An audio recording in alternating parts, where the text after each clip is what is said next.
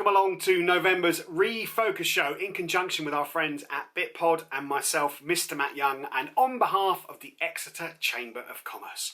Although we could go back to calling it the lockdown show, couldn't we? Anyway, that's a different story. Let's get straight into today's show, and today we're going to be focusing on, to begin with, construction around the Greater Exeter area. Kicking us off then is Tim Wadsworth, a director at Space, but also a board director for the Exeter Chamber of Commerce. Hello and welcome to the Exeter Chamber Refocus show on construction. My name is Tim Wadsworth. I'm a board director of Exeter Chamber and a director of Space Workplace Consultants. There's been a significant amount of construction happening in the Greater Exeter area, and a big chunk of that during lockdown. It's been a challenge for those involved. These projects have been in the pipeline for many years and have multi-million pounds of value. We have a fantastic lineup of speakers talking about really interesting projects throughout the area, and in fact we couldn't squeeze them all in. There are a number of developments, large-scale, small-scale residential developments, and the fantastic new water sports centre in Exmouth that's just about to complete, and they will have to be featured in a future show. Anyway, sit back and enjoy the show. Thank you. Thank you for setting the scene there, Tim.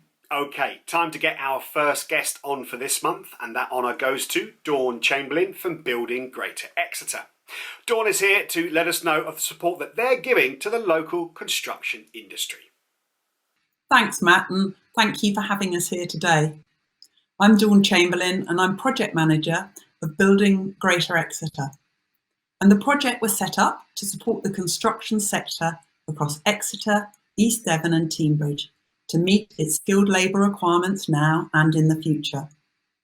We launched 2 years ago, and since then the project has provided many positive outcomes for the sector, supporting young people, job seekers and everyone to understand the work and training opportunities that are available within construction and the built environment. Building Greater Exeter wouldn't be possible without the support of our project partners, and we work collaboratively to deliver the project outcomes. We currently have 30 partners, including construction companies, training and education providers and local authorities. And there are currently lots of great construction projects in the local area, which are ongoing or about to start. So, despite the challenges of the current situation, construction continues to flourish. Today, you're going to hear from some of our partners about a number of these projects and the opportunities they provide for jobs and training. At Building Greater Exeter, we've just launched our 2-year review, which provides an overview of the key activity delivered in collaboration with our partners and can be found on our website. Highlights include our online construction education hub, which offers a wide selection of engaging activities and resources for different age groups. We've organised and attended around 50 events with our partners to ensure the sector is represented and to promote construction as a career of choice, including apprenticeship shows, career events, school assemblies, job fairs, and resettlement events for service leavers. We also launched a construction job shop earlier this year to promote local vacancies and training opportunities, initially face-to-face and now as a weekly telephone service, as well as featuring vacancies on our website, and have teamed up with Exeter Works as their construction partner. We're also working closely with the planning teams from the local authorities engaged in the project to ensure employment and skills plans are delivered on all major developments. This year, we haven't been able to deliver as much activity as hoped, but we are, however, still busy attending virtual events, creating digital assets, and looking at creative ways to promote careers in construction. We recently filmed at the Ada Lovelace building at Exeter Science Park as part of the Ada Lovelace Day celebrations to promote women in construction in STEM careers. And we have just filmed at St Sidwells Point. Exeter's new flagship leisure centre to showcase the variety of different job roles involved in the design and build, which will be used by schools to support their career advice. We're also working on a project to support young job seekers to access training and work opportunities. And other activity includes a campaign to target our key audiences to inspire them to follow a career in construction based on their interests and to connect them to suitable vacancies for work experience, training and jobs with our partners. As part of the recovery plan, Building Exeter Back Better, construction is one of the 7 recovery groups, and we are working on a project to map out all the major developments across the local area to make sure employment and skills plans are in place, offering opportunities to experience and join the sector, ensuring a robust and skilled workforce to deliver our infrastructure and housing. So we're looking forward to 2021, and if you would like to get involved, please visit our website for further details, or you can keep up to date with our latest news on LinkedIn or Twitter. Thank you very much indeed, Dawn. Okay, next up on November's Refocus show then is Andrew Nixson from Kier Construction. Andrew is here to update us on the ongoing projects they have going around the city. My name's Andrew Nixson. I'm Senior Contracts Manager for Kier Construction. We're currently delivering several schemes in Exeter and the surrounding area. And today, just want to run you through a couple of those schemes we're looking at, being St Loyes and St Sidwells Point. St Loyes is an extra care facility. We're delivering it off of Topsham Road in behind Millbrook Village on a tight little part of land. It's a 5-storey, 53-bedroom extra care scheme. It's 1 and 2 bedroom flats, assisted living. It's got ancillary areas around it, lounges, roof terrace, spa and day treatment centres. Scheme started in November 2018, looking to finish in spring of next year. The structure's complete, the intricate brickwork in place and snagged. We're just finishing off elements of the roof, and we're looking at taking the scaffold down towards the end of this year. And then into next year, we'll be installing the balcony structures and also the extensive external works down there as well. Internally, works are well progressed with the second fix. We are decorating, and we're now looking at locking down rooms, ready to a final handover and also commissioning as well. Currently got around 90 people on site.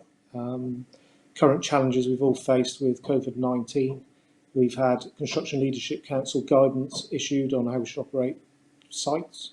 The Kier have produced site operating procedures, and then Kier have produced a risk assessment on each of our sites to ensure that we can comply with the guidance. That's included additional control measures in offices and welfare, one-way systems on site, additional staircases, passing points to make sure that we can keep up with social distancing. I think it's been a real credit to everyone in the industry that people have worked together to keep production going during these challenging times. Looking at the second scheme, which is St Sidwells Point. This is the leisure centre that's been delivered on the site of the old bus station. It's the first passive house leisure centre being delivered in the UK. The scheme started in January of 2019 and will be finished in the middle of next year. The scheme provides 3 pools, a main pool, a learner pool and a confidence pool, fitness suites, gym, 150 station gym, and all the ancillary areas that go with that as well, changing village, spectator seating, soft play area for the children as well. The structure is completed, in situ concrete frame with a steel frame on the top. A few weeks ago we took down our tower crane. That's allowed us to start completing the roof. The external envelope around the building, it's a passive house project, real focus on making sure that all the detailing is right and that's getting signed off, but the external facade is now getting closed in. Internally, we've progressed with the mechanical and electrical in the plant rooms, and we've progressed with the microfiltration plant. Up on the upper floors, petitions are underway, plastering, screeding, mechanical electrical first fix, making good progress.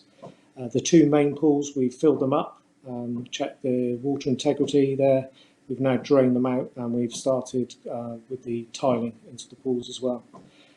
Similarly, we have about 100 operatives on site. That'll be raising up to about 150, 160 in the next couple of months. If you've driven past, you've probably seen the marquee we've erected out in front of the site. That's given us some extra capacity to achieve the attendance with the numbers that we need on site whilst maintaining social distancing. Both the schemes, high profile within Exeter and also the passive house elements, have given us a real opportunity to use the projects for training and development. We've worked with those new people coming into the industry. We've worked closely with Building Greater Exeter, raising the profile of the industry. We've done T-levels work experience with Exeter College, albeit remotely at the moment. We've had 17 work placements, 54 days of work experience, 3 apprentices employed by Kier. We've also had a Careers Advisors Day where the careers advisors from schools across Exeter have come to site, and the team have been able to show them the stuff we're doing, different techniques we're using, advances in technology to increase the appetite of people to get into the industry. One of the other challenges with passive house and the detailing and the standards we need to achieve is upskilling the current workforce. So we've offered passive house passport training, where we get the supply chain in, give a toolbox talk, some hands-on training on how they can upskill themselves and achieve the standards that are needed on this project that they can then take to the projects afterwards as well. There's also been a lot of interest from the clients and consultants. We've had clients visit site from within Exeter, from within the region, also nationally, to look at the scheme and what we've learnt and what they could learn. And we've also had consultants in as well who've had a real understanding of the way that we've approached the scheme and what we're trying to achieve. So that in the time is a brief overview of our, but I'm sure it gives you an idea of the positive progress that we've been able to make with these schemes at the moment. Thank you. Thank you, Andrew. It's fascinating to get an update on the St Sidwells Point Leisure Complex. We can see that being constructed in front of our eyes right in the city centre. Another large-scale construction project which is underway is the Ada Lovelace building, which is being put together at the Exeter Science Park. Let's get an update on that now from Sally Basker. Hello, I'm Sally Basker, Chief Executive of Exeter Science Park Limited. Welcome to our new Ada Lovelace building, co-funded by the Heart of the Southwest LEP, the Exeter and East Devon Enterprise Zone and ourselves. It is around 20,000 square feet over 3 floors. That's just under 7 tennis courts to you and me. We've designed this to be highly sustainable, being BREEAM excellent as well as net carbon zero for operational due to the 44 kilowatts of solar PV on the roof. It will also benefit from our COVID secure arrangements with our no-touch access from the front door to each office or laboratory. The Cat A+ fit out makes it easy for new tenants to move in. The Ada Lovelace building is being built by Midas. Apart from a 3-week break, Midas and its subcontractors have worked all the way through the COVID pandemic. The Ada Lovelace building is already helping the region to recover. So far, over 300 people have been inducted to work on site, and over 2/3 of these live within 30 miles of the site. These have included 8 apprentices and a work placement for a T-level course at Exeter College. Some 14 construction careers information and guidance events have also been delivered during the project. We currently have potential tenants interested in around 15,000 square feet. They will benefit from good connectivity, the parkland environment, free parking, 1 gigabit resilient broadband, and membership of our Science Park Connect scheme with discounts at our cafe and meeting rooms. We expect new tenants from April 2021. Please contact me if you're interested in becoming an Exeter Science Park tenant. That is superb. Thank you, Sally. It's really interesting, isn't it, to see that there is a lot of business being done and construction is a mainstay of that around us everywhere in the city. Another large-scale project that's underway at the moment is at the Exeter College. Here is Jenny Leach from the college to tell us all about their brand new digital and data centre. Hello, My name's Jenny Leach, Assistant Principal at Exeter College, and I'd like to tell you a little bit about our Digital and Data Hub. It's a new building being built on our Hill Road main site, and it's part of the South West Institute of Technology. It's a state-of-the-art building. It will include industry-standard digital learning laboratories, IT workspaces, full lecture theatre and seminar provision, and also a space to showcase new and upcoming IT kit that we can get to trial on behalf of employers. It plans to increase essential skills in the local area. Glassdoor had stated that there were top 10 most in-demand jobs, and of all of those, half were within digital and data. They included roles such as data scientist, software engineer, digital marketer, software developer, data analyst. And we're really excited because we're able to meet those needs. We'll be specifically offering digital marketing, data analytics, software developer, esports, programming, network engineering, amongst others. The building is going to be predominantly an adult learning centre with specialist equipment for them and to enable their learning. So lots of breakout spaces and lots of areas for independent study. That said, there will be small area to allow for some 16 to 18 level 3 learners who are on very technical pathways and need access to specialist equipment, such as on the new T-level or our esports curriculum. Did you hear that right at the very end? Esports. It's fantastic that an education facility is supporting esports. Exeter College, well done to you. Right, next up then we have Danielle Haskins, who works for Wilmot Dixon, and they are actually responsible for constructing the Digital and Data Centre at Exeter College. Hi there, my name's Danielle Haskins and I'm the Assistant Community Liaison Manager at Wilmot Dixon. I'm here to talk to you today a little bit about our main Exeter project, the Digital and Data Centre, which we're building on behalf of Exeter College. The idea of the centre is to train the next generation of digital professionals. And as it's being delivered in conjunction with the South West Institute of Technology, the centre will offer various data, cyber and digital courses, as well as the new digital T-levels courses. So what does that mean for the next generation of Exeter? Well, we're currently working really closely with the college to ensure that we can include as many of their students as possible. At present, we have 2 T-level students that are working on their construction placement, and they're doing 1 day a week with us on site, not only with the site team, but also with our supply chain partners. Now, as well as those T-level students, we also have 3 construction and built environment students who are spending 1 day a week work experience as well on site with our site team and again with our supply chain partners to allow them to see how everybody works together in construction. At present, we're also liaising with the apprentice team because it's really important to us that anybody who's lost their placement due to the current pandemic, or indeed anybody that doesn't have a placement yet, is able to have that opportunity to work within the local community. As a company, we feel it's really, really important to look for fresh new talent.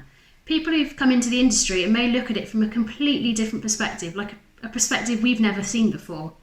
And that we hope by attracting the next generation in Exeter, we're allowing for their skills and their talent to stay within the city and for Exeter to benefit from this going forward. Thank you, Danielle. Now, if you've driven along the M5 south of Exeter, it's difficult to miss the brand new construction that is the Sandy Park Hotel. Here to tell us more about that is Andrew Clancy from Chorus. Hi, my name's Andrew Clancy and I'm the Managing Director of Chorus Group. We're a project and cost management consultancy business based in Exeter. We've been going for 18 months and continue to grow through COVID, thanks to the support of the local community and some fantastic clients. Unfortunately, it's take 2 today. We were on site at Sandy Park. Unfortunately, it was very windy and wet and we had to abort the mission. So we're here at another project of ours, which is Winslade Park. Both Sandy Park Hotel, which is a 250-bed Marriott hotel, and Winslade Park, which is a regeneration scheme on the outskirts of Exeter, have continued through the pandemic. As you drive up and down the motorway, you'll see the hotel project really taking shape now, and I promise you it won't look like it currently does when it's finished this time next year. There's a fantastic facade and brise soleil that will be installed over the next 6 months. We've been really fortunate enough to maintain programme throughout the pandemic, and that's really testament to all the local subcontractors and supply chain that we've utilised. Along with bringing local knowledge and expertise, they've really invested in the local skills and training that are really important to me as well as a business. We've also continued to grow through COVID. We've employed 8 people since March, including our very first apprentice, Dan, who joined us on our new chorus apprentice scheme back in September. The Sandy Park Hotel, which like I said is a 250 bed Marriott hotel, will complete towards the end of next year. I'm really excited to see it finished, and it's going to be a great destination and a real landmark building for the city. If you need to find out any more details about the project, please feel free to get in touch and I'd be happy to discuss it in more detail with you. I hope you enjoy this episode of Refocus for the Exeter Chamber, and I look forward to meeting all of you when we get out of the pandemic and can meet again. Thank you for your time. Next up on this November edition of the Refocus show is Mike Crawford. Mike is here to tell us about the construction work that is taking place in the Alphington area of the city. Hi, I'm Mike Crawford, Operations Director for Vistry Partnerships South West. As part of the wider Vistry Group, we have a strong presence in Exeter on numerous prestigious projects to include Cranbrook and more recently commenced Pinhole and Alphington developments. We have recommenced earthworks and infrastructure at Alphington following an initial COVID-related delay, and we are now delighted to be moving this project forwards, bringing significant numbers of much-needed affordable housing to the area. It is a fantastic scheme stretching over 225 acres and currently has outline planning permission for up to 1,500 new homes, for which our programme runs up to around 2033. At its peak, we anticipate well over 100 locally sourced members of staff and subcontractors to deliver this project, as well as a significant number in the supply chain supporting the local delivery of materials and services. We are also providing a Partnerships Plus Skills Academy in conjunction with a West Country-based training provider to aid in filling the skills gap at a local level, which may include career changes and ex-veterans as examples. The Skills Centre will host both outdoor practical work as well as indoor theory work to include work experience, career events, site open days and mock interview days, amongst many other activities. This will also provide a volunteer programme and other charitable contributions. I really look forward to seeing this develop along with the obvious benefits to the wider South West Exeter community. Isn't it fantastic to hear about all of those construction projects which are taking place right here in the Greater Exeter area? So much being done at the moment. Well done to the industry and to everybody that is involved in that. We're going to switch our focus slightly now and concentrate on the high street and of course the retailers and businesses that live there. First of all, let's hear from Anne Hunter from In Exeter. Hi there, Anne here from In Exeter. Supporting local matters more than ever this year. Despite the difficulties of a hard year, Exeter businesses are still making the city's heartbeat. To that end, to help promote the city and our businesses, In Exeter launched a Shop Local This Christmas campaign on Saturday the 14th of November with the release of our first ever Christmas film. The film features over 25 businesses and a short snippet now follows.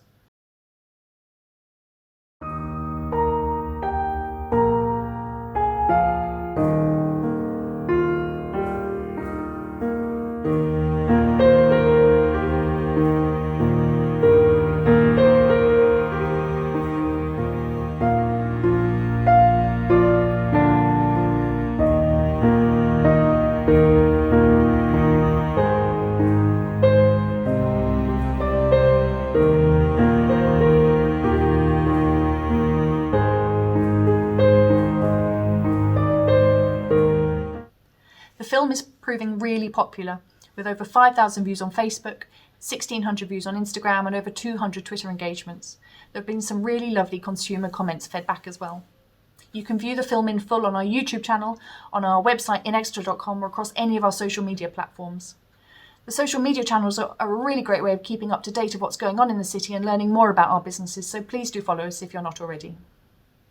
Speaking of shopping, whilst the physical doors of most shops remain closed, they are all still very much open for business, offering click and collect, deliveries, subscription services, one-to-one personalised services or virtual tours, so please do continue to support local. Another great way of supporting local is to purchase an independent gift card. And they're available to purchase at inextergiftcard.co.uk. So if you're thinking about rewarding or thanking a team member this Christmas, please do consider a card. The beauty of the scheme is that the gifted amount doesn't have to be spent in just one shop. It can be spent across multiple retailers. So you could be gifting breakfast at March Coffee or the Exploding Bakery, some beautiful jewellery from Mantis or Monty's Beads, to lifestyle and homeware gifts from NG&G or Hutch, to dinner at Jasmine Thai or Loyes Lounge. So it's a really great way of supporting our local independent businesses. We need to make sure our city centre thrives for Exeter to thrive, so please do continue to support local. We'll now hear from a few of our businesses. Thank you, Anne. Yes, we will. First up then, it's Rob Vincent from Hutch Houseplants. Hi there, my name's Rob. I'm one half of Hutch Houseplants. I run it with my wife Frankie. We've been going for about 3 years now. I think it's fair to say that, like everyone else in retail, we've been fairly hardly hit by the coronavirus pandemic and forced to adapt quite quickly. Prior to March, we did not have a real online store. We had a website that was very basic. We didn't sell plants through the internet. It's quite difficult to sell plants online. So we were forced to adapt. This year we've built a new website with Dirty Martini, marketing company based over on Southern Hay.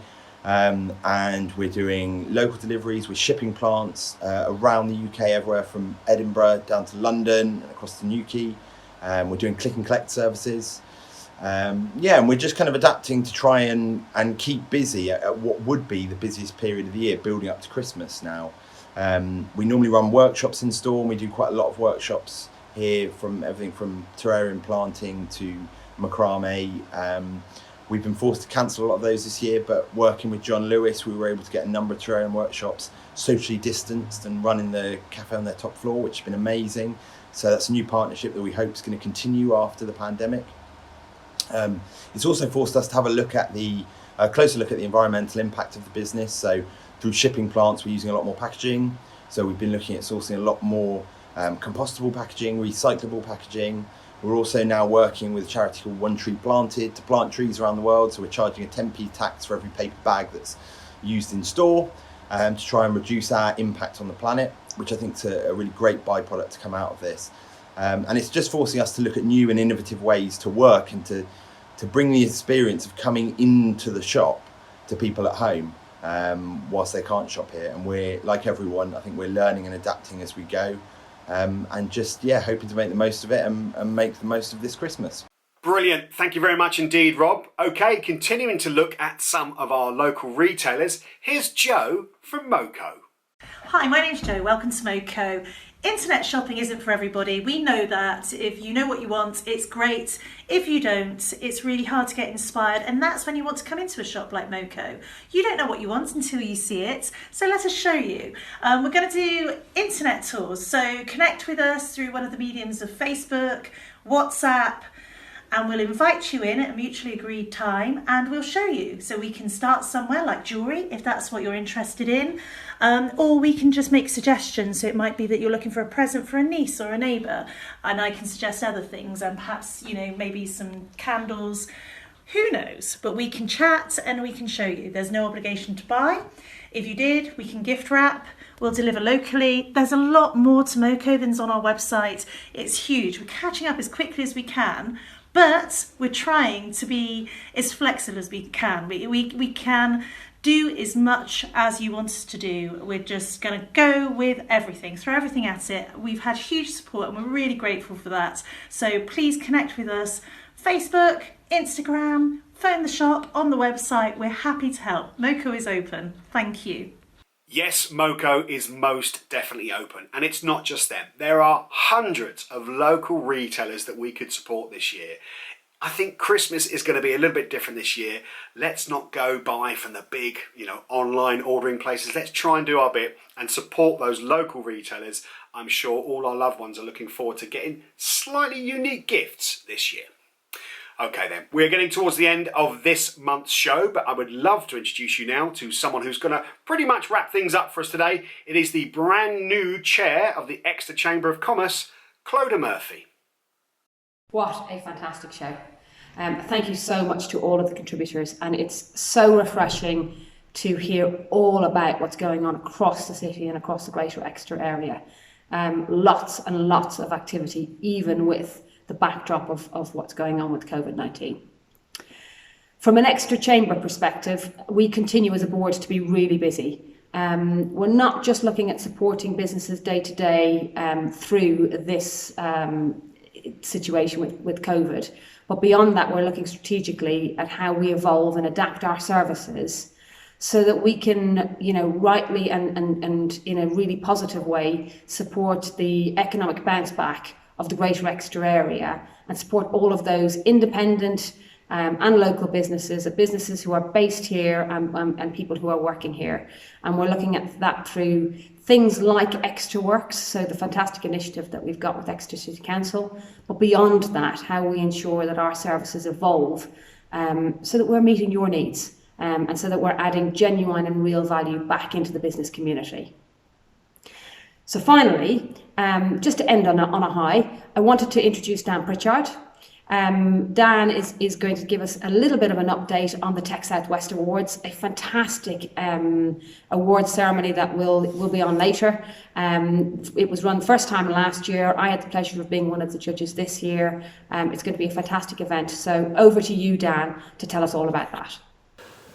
So yeah, to update you on the Tech Southwest Awards, the Aston Media team, well, I'm so proud of everyone really. It's been flat out digital live events project, 250 people attending, and it's been a real mix of developing the pre-prepared content, gearing up to host a live event where we've got a main ceremony on the main stage, live sessions, lounges, chill out zones, an expo area for all our brands, our partners, our sponsors, live backstage area with the Tribe Tech podcast presenters. And it's been a really amazing kind of journey, because this time last year we were going up to host it in Exeter, 220 people from across the tech community and the whole of the Southwest. And the principle is the same in terms of celebrate, showcase, have an amazing night, but we're trying to do it all online. And of course there's real challenges, and it's not the same in the sense you're not in that same room together and that vibe, but we've worked really hard to try and create that in a digital space. And of course one of the great things is we can invite people from all over, not just the Southwest but the UK and globally. So we have got national journalists there, we have got government there, we have got our partners, our sponsors, we have got obviously the tech companies themselves who are the members of Tech Southwest. That Aston Media works really hard to kind of engage and get them involved, and that's been phenomenal. And this is all on the back of a year, I suppose, where because of the pandemic, opportunity has emerged, and it's been an incredibly tough year for so many of us. But actually, in terms of that digital connectivity, in terms of getting on and doing things and making things happen, it's been an incredible journey for both Aston Media and for Tech Southwest in terms of pivoting, running more of these online events, running international type events as well, and putting things together, a monthly tech gathering series that we've been doing, these awards. We're launching Tech Southwest Startup Studio, a new growth program for the whole of the Southwest, working with these new regional tech funds that are about to be announced, which is really, really exciting. So Aston Media, a complete rebrand, a new kind of purpose for us in terms of our company and our focus, because we're doing more and more work with tech, infrastructure and brands that really want to make a positive difference in society. So that's really exciting. New website, new brand, new kind of vision, new structure for the team, new growth, and Tech Southwest is going from strength to strength as well. And we just got to get it right on the night in terms of that live digital event, make sure that everyone has a wonderful time, and there probably are still a few tickets available for those who fancy it. So that's Tech Southwest Awards 2020. Thank you, Dan. Right, that is pretty much it then. That is our show for this month done and dusted. Thank you to all of our contributors from the construction industry. Really opened my eyes there. And of course, also to our local retailers as well. Can we please support them this year of all years? Now, if you know people that don't get the chance to watch this show live, they can see a recording of it, which will be uploaded to the Exeter Chamber of Commerce's YouTube channel. So do let other people know that they can see this show and catch up afterwards as well. We'll be back next month. Of course, next month being December, there will be a festive spin on the show, no doubt. So please make sure you sign up for next month's show. We will probably put a link for that in the comments below. Until then, please do, of course, stay safe, stay happy, and what's it Boris says? Face, space, place. Anyway, stay well, and I'll see you in December.